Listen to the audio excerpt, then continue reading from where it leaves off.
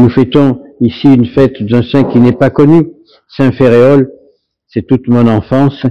Saint Féréol, c'est le patron de la commune où j'ai vécu mon adolescence et où, le 18 septembre 68, Monseigneur Barthes nous remettait l'habit avec les promesses de fidélité à l'Église. Cette Église, depuis 56 ans, pour laquelle je me bats pour la vérité. Bien sûr, c'est pas toujours facile de se battre, mais à la gloire de Dieu. Fa 56 anni che ho preso la talare. 56 anni che ho fatto il mondo di San Féréol, che è il santo del mio paese, che ho fatto la promessa di fedeltà alla Chiesa. Anche se ho molto avuto dispiacere di quella lì, io sono felice della Chiesa.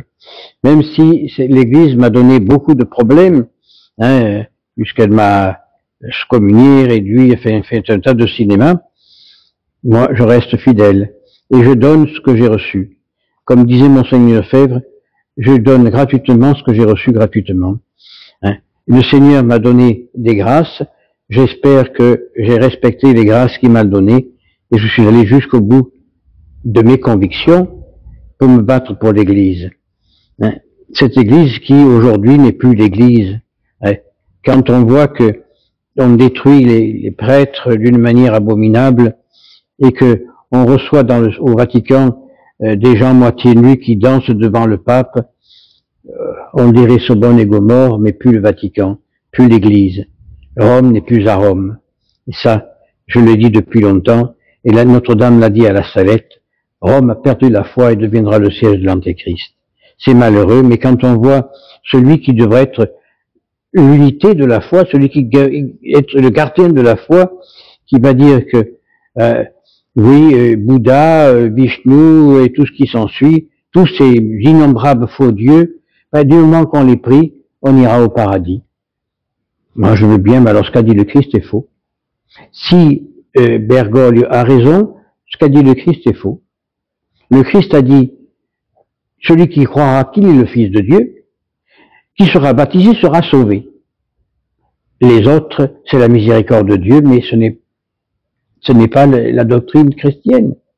Et quand on va être embrassé le Coran, se faire embrasser par le grand moufti de je sais pas quoi, eh bien, on trahit l'Église, on trahit Dieu.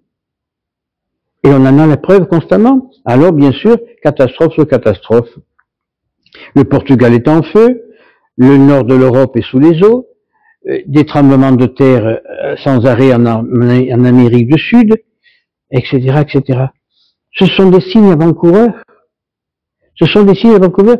C'est dans la Bible. Lorsque vous entendrez des tremblements de terre, des incendies, n'y allez pas. Restez fidèles. Ceux qui resteront fidèles jusqu'à la fin seront sauvés. Ah oui, on n'a pas grand-chose. Ah oui, on nous combat, on nous enlève le peu que l'on a.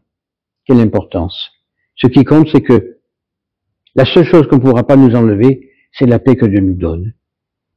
Maintenant, qu'on nous enlève la réputation, c'est fait. Qu'on nous enlève le peu d'argent qu'on a, c'est fait. Qu'on nous enlève nos maisons, ce sera peut-être fait. Mais ce qui compte, c'est qu'on soit fidèle. Et Dieu nous donnera ce que nous avons besoin de ce qu'on en a besoin. Le tout est de la confiance. Saint Féréol, militaire de carrière, il y a 1800 ans, à peu près, militaire de carrière, il rencontre le Christ, il se convertit, son supérieur dans l'armée lui dit, non, non, toi tu dois, le Dieu c'est César, tu dois vénérer César comme un Dieu. Non, moi mon seul maître c'est le Christ. On le met en prison, il s'évade, on le retrouve sur le bord du Rhône, on le décapite, on bête son corps dans le Rhône, et ramassé de l'autre côté du Rhône, sans la tête bien sûr, mais martyr pour la foi. Pour lui, le Christ était le premier servi, il est allé jusqu'à la mort. Et dans un cantique qu'on chantait lorsque j'étais gamin, de Féréol, chantons la gloire, pour gloire à Dieu, aller jusqu'à la mort. Eh bien nous, rendons gloire à Dieu et soyons capables d'aller, peut-être pas jusqu'à la mort par le martyr, mais d'aller jusqu'où il veut que nous allions, en chantant sa gloire. Dieu nous accorde beaucoup de choses. Dieu nous accorde des grâces immenses. Et comme on ne les respecte pas, il nous les enlève. Alors on est malade, alors ceci et cela. Mais si on est capable de dire, Seigneur, me voici, eh bien, on accepte tout pour votre gloire, eh bien, il nous comble de grâce et de bénédiction. Lorsque on voit que tout ce qui se passe dans le monde d'aujourd'hui, c'est une abomination. Quand on voit que maintenant, la gloire, c'est le mouvement LGBT. Donc, au Vatican, on reçoit tous ces gens-là avec honneur, et quand nous, catholiques, on essaie de taper à la porte, on nous ferme la porte, on nous crie des hérétiques et schismatiques. Qui est hérétique? Qui est schismatique aujourd'hui? Celui qui reste dans la vérité ou celui qui change? Ces sœurs de Burgos, ces carmélites, pas carmélites, c'est Clarisse, qui sont peut-être un petit peu loin, mais on les met à la porte de leur couvent, parce qu'elles disent non, on ne peut pas suivre les volontés de Rome, parce que Rome est hérétique.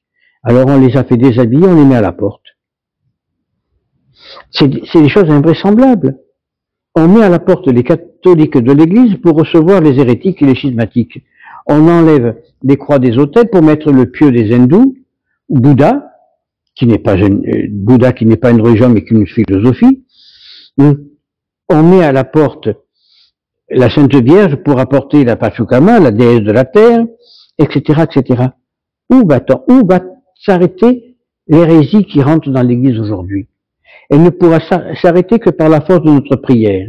Elle pourra s'arrêter que par la volonté des chrétiens de dire non, stop.